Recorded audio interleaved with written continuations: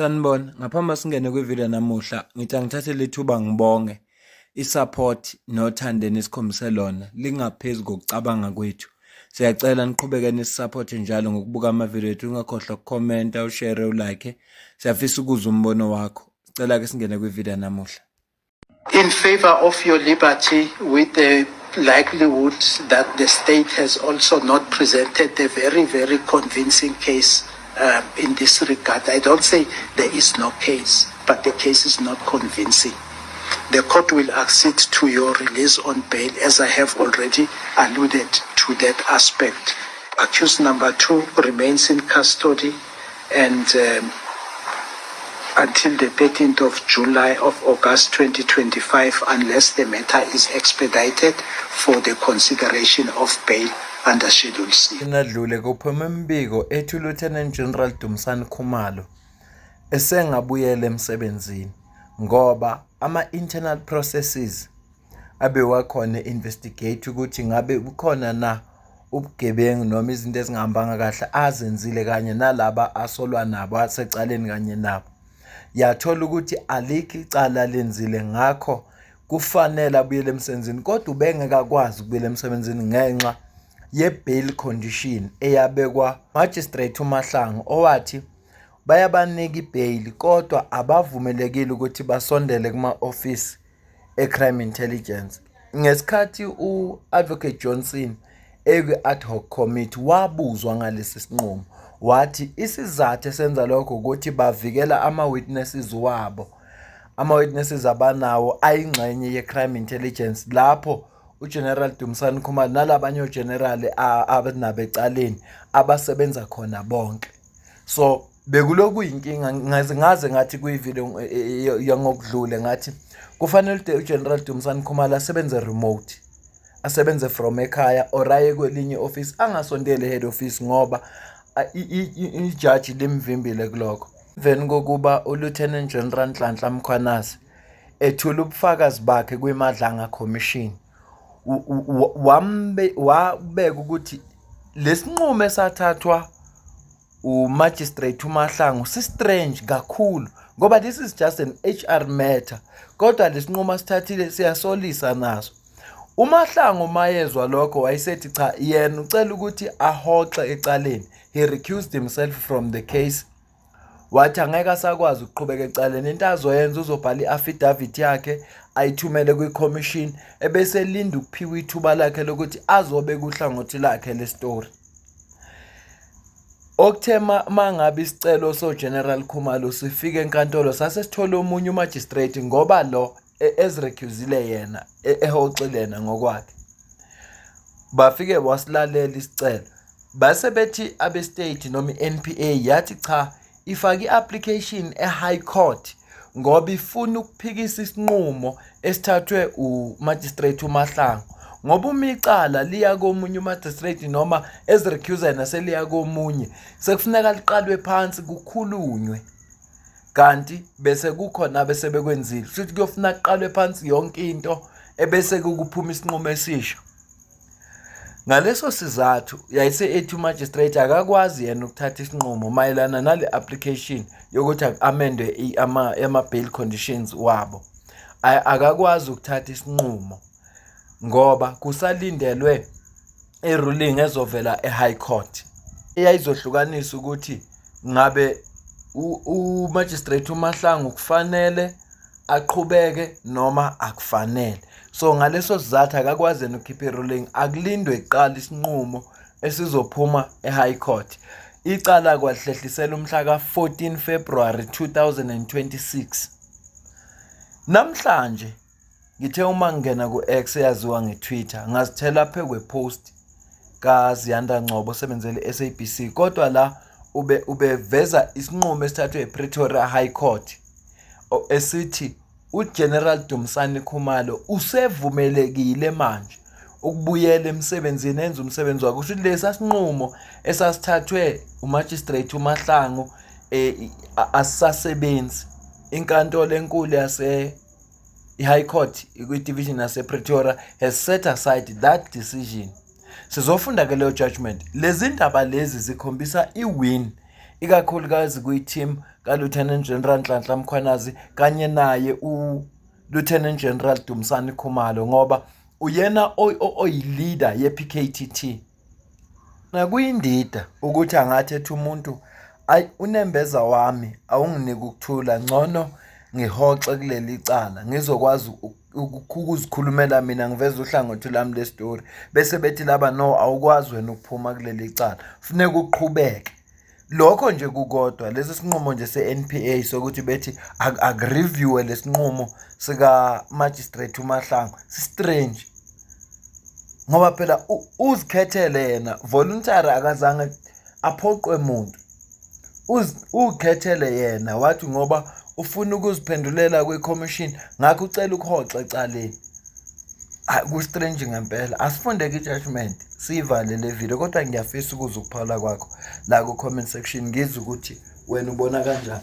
Ngilanda lo mlando ngoba ngenzela ukuthi ungadideki, ukuthi engani ngokudlule bekukhulunywa ukuthi uGeneral Dumisani Khumalo usengabuyela emsebenzini. Cha, yebo, lokho kwakushiwo ngenxa yokuthi the internal processes amveze njengomuntu onganacala, ingekho into errong ayenzile, kodwa ubengeke akwazi ukubuyela emsebenzini ngenxa yalesi sizathu engiqeda kusibeka sale bail condition.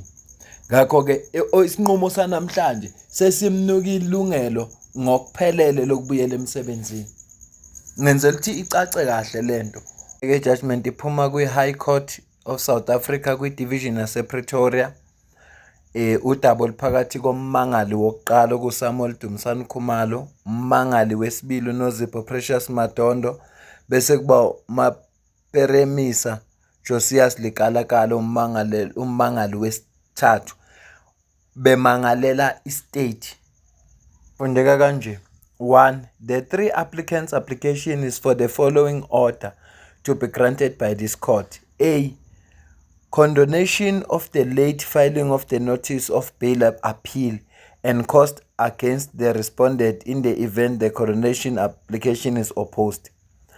B. The bail condition imposed by the learned magistrate Mahlangu, quote, that the applicants are prohibited from being at any premises of crime intelligence within the Republic of South Africa while their criminal trial is pending, to be set aside. 2. The respondent's opposition is confined solely to the relief sought in 1B. 3. The bail proceedings to which this appeal relates pertains to the criminal prosecution of the three applicants, together with 4 co-accused in the Pretoria Magistrate Court. 4. The three appellants are each charged with the following offences and the proceedings are still pending at the Pretoria Magistrate Court. A. Count 2. Contravening the provisions of S3B of the Prevention and Combating of Corrupt Activities Act 12 of 2004, read with S1, 2, 24, 25, 26, 1A, Roman figure 2, and 26.3 of the Act, and further read with Section 269A of the Criminal Procedure Act 51 of 1977. Count 4. Contravening the provisions of S4B of the Prevention and Combating of Corrupt Activities Act 12 of 2004, read with S1, 2, 24, 25, 28, 1A, Roman figure 2, and 26.3 of the Act, and further read with Section 269A of the Criminal Procedure Act 51 of 1977. Count 7. Fraud, read with provisions of S5(1), 2 of the Criminal Law Amendments Act 105 of 1997.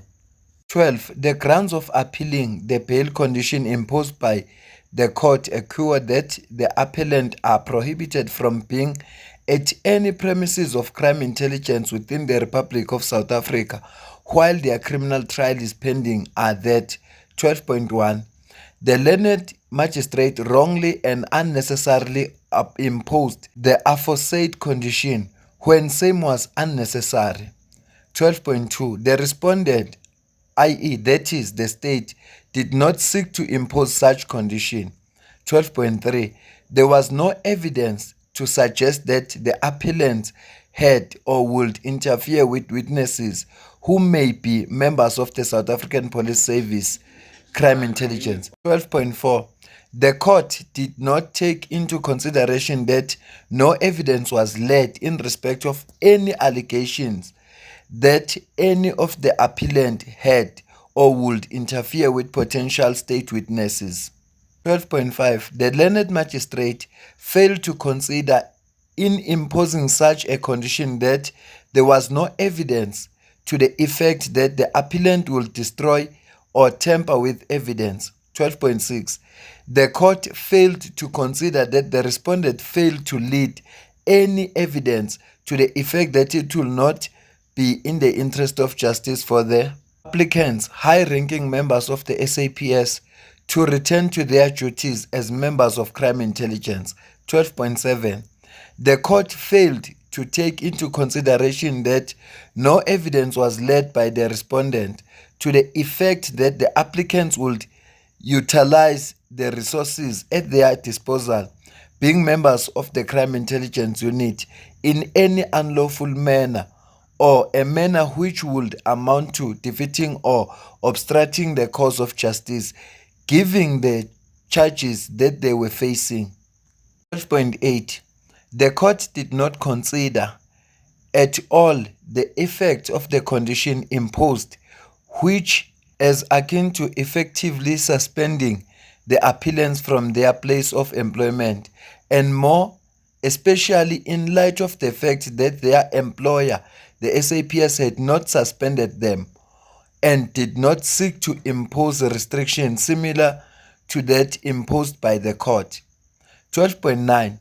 The learned magistrate imposed a condition which is vague and appears contradictory, in that the court imposed a restriction prohibiting the appellant from being at any premises of crime intelligence, which would appear to suggest any police station which has crime intelligence unit or component. But on the other hand, the court imposed a condition that the appellant make contact with the investigating officer in order that they remove any matters or items of a personal nature which they may have left at their premises of employment, which would appear to suggest the officer or center where they were based, as opposed to any crime intelligence office within the entire country. The state is opposing the application. In the field heads of arguments, the above ground of appeal are addressed as follows. A. The respondents' counsels denied that it was misdirections for the court to impose bail conditions on its own volition without a request from the prosecutor. It is submitted that the court's cure is empowered by Section 62 of the Criminal Procedure Act to impose appropriate condition whenever releasing an accused on bail, provided such conditions are necessary to ensure that the interest of justice are upheld. 14. According to the state, the absence of specific requests from the prosecution does or not limit the court's authority to act proactively in safeguarding the proper administration of justice. Therefore, the imposition of the condition in question cannot be regarded as wrong unnecessarily. The respondent further submit that the imposed condition were in the interest of justice. 16. Proceedings in the court occur relevant to this application. 16.1. It is common cause that the offences the applicants are charged with fall under Schedule 5 of the Criminal Procedure Act. Consequently, bail could be granted bail only if they demonstrated to the court that their release will be in the interest of justice. In this context, Section of the Criminal Procedure Act placed the burden on them to prove on the balance of probabilities that their release on bail was justified. They submitted their bail application by way of affidavits. It is not necessary for purposes of this appeal set out what was stated on the affidavit. The state did not oppose the application, nor did it request the court Equo to impose any bail conditions. The state advocate informed the court that the state was not opposing bail because the residential address and employment details of all accused has been verified. The investigations were complete, and the state did not consider the accused to be flight risk. 16.4. The magistrate sought clarification from the state on the reasons it had given for the opposing of the bail application. The following extract of the engagements between the state and the magistrate are worth mentioning. 17.1. Court, let me hear your witnesses. Are they individual citizens, ordinary citizens? Who are they? I do not need their names, I just need to know. Prosecutor, 17.2. Our worship, the witnesses in this matter, your worship, most of them, they are also in employ of SAPS based in crime intelligence, so they are not just members of the public. Court, you say most of them. What about the list of them? Prosecutor, there are very few that are members of the public, your worship. Court, yes, that is why I'm saying, what about the list of them? I'm not endangering them. Prosecutor, your worship, we do not intend to publish their names at this stage, your worship, because we do not want to endanger them. Court, what about the list of members of the public, not members of SAPS?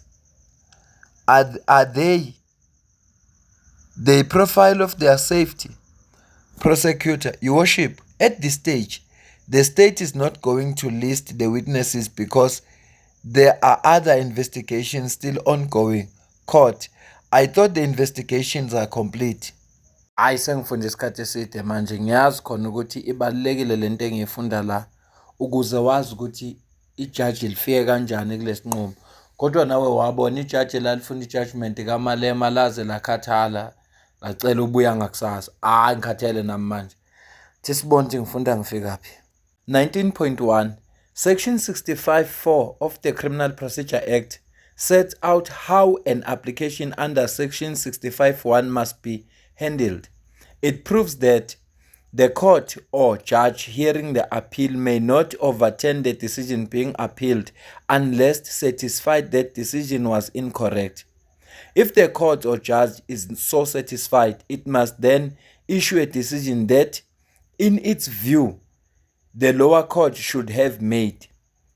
19.3 The legal issue to determine in this proceeding, namely whether the magistrate erred in imposing the bail condition, must be assessed based on the material that was before him and the way he dealt with the information or evidence. 19.4 The respondent has requested that I consider that the bail condition did not result in the suspensions of the appellant as they allege, and they have not been prejudiced in any manner.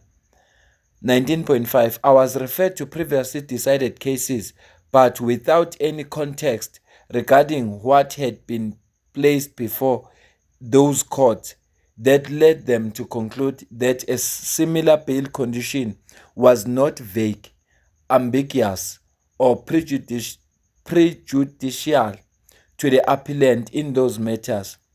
The facts in those cases are distinguishable to this one, that this bail condition was not sought by any of the litigants from the court Equo. The ex tempore judgment of the court's Equo provides no reason for the impositions of the condition being appealed. The magistrate further indicated in the notice filed on 12 November 2025 that he has nothing to add to the reasons for the bail conditions stated in the judgment. All the parties, myself included, in the bail appeal ended up having infer from the record which of the 4 circumstances contemplated in section 64 of the Criminal Procedure Act, the magistrate intended the condition to cover.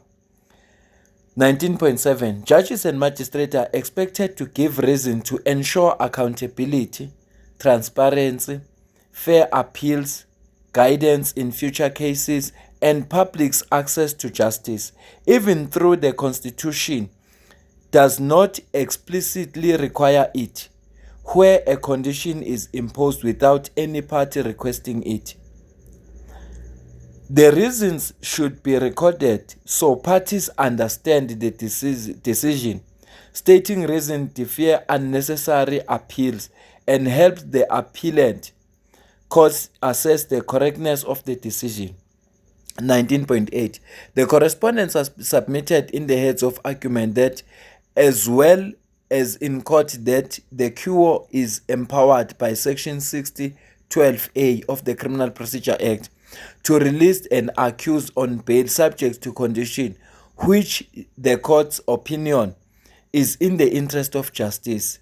The words in the court's opinion in the subsection denotes that the law gives the court a QO the authority to determine, based on his own opinion or satisfaction, whether the condition it imposes when granting bail is in the interest of justice.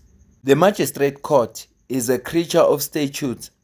It has only the jurisdiction and powers expressly or implicitly granted to its statutes.